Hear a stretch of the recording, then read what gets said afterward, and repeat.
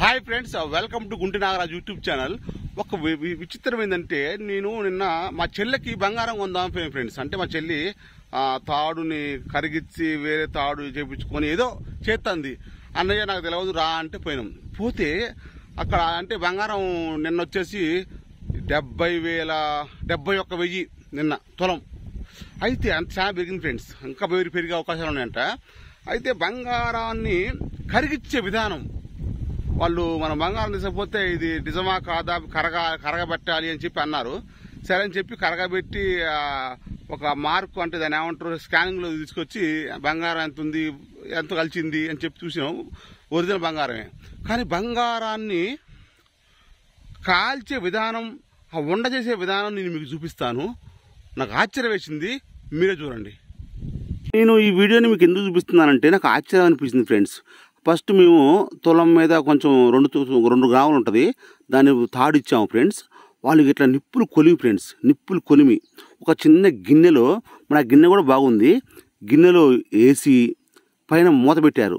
ఆ మూత అంటే దవ్వబడకుండా పెట్టి తర్వాత స్విచ్ చేశాడు. స్విచ్ చేయగానే బగ్గుమని మంట వచ్చింది.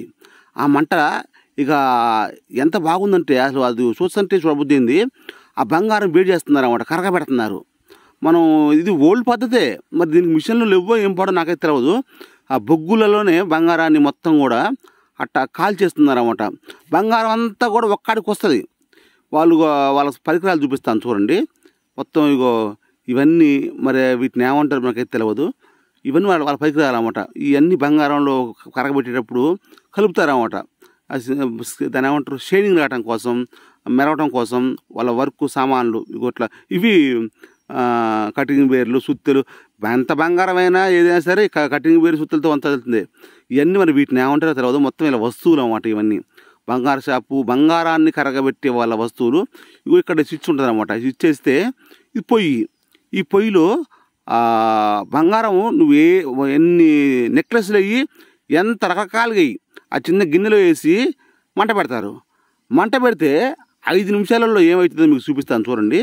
లాస్ట్లో అసలు ఎంత భలేగా ఉందంటే, వాళ్ళు తర్వాత ఆ బంగారాన్ని సుత్తెతో గన్నుతో కూడా కొడుతున్నారు ఒక ముద్ద కావడం కోసం. మనం బంగారాన్ని ఎంత జాగ్రత్త చూసుకుంటామో, కానీ తయారు చేసే విధానం మాత్రం వాళ్ళు మామూలుగానే చేస్తున్నారు.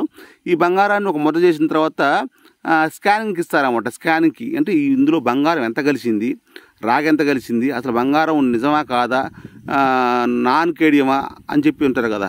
ఇగో ఆయన తీశాడు చూడండి. ఇది ఆ మూతంతా కూడా బగ్గుమని ఎర్రగా ఎట్టుందో గ్రాఫిక్స్ ఉన్నట్టే ఉంది.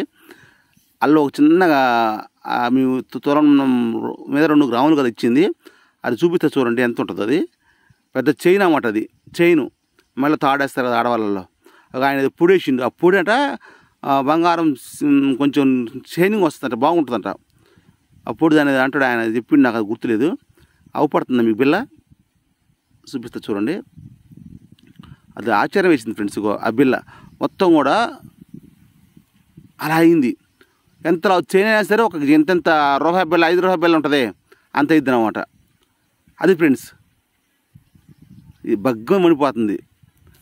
దీంట్లో బొలిపి ఆ పొగ మొత్తం వేడి జలాచడం కోసం నీళ్ళలో ముంచి ఇచ్చారు. ఒక తులంన్నర చైను అటు 5 రూపాయల బిల్ల అయింది ఫ్రెండ్స్. అది దాని సుత్తితో కూడా అటు ఇటు కొట్టేవాళ్ళు వాళ్ళు.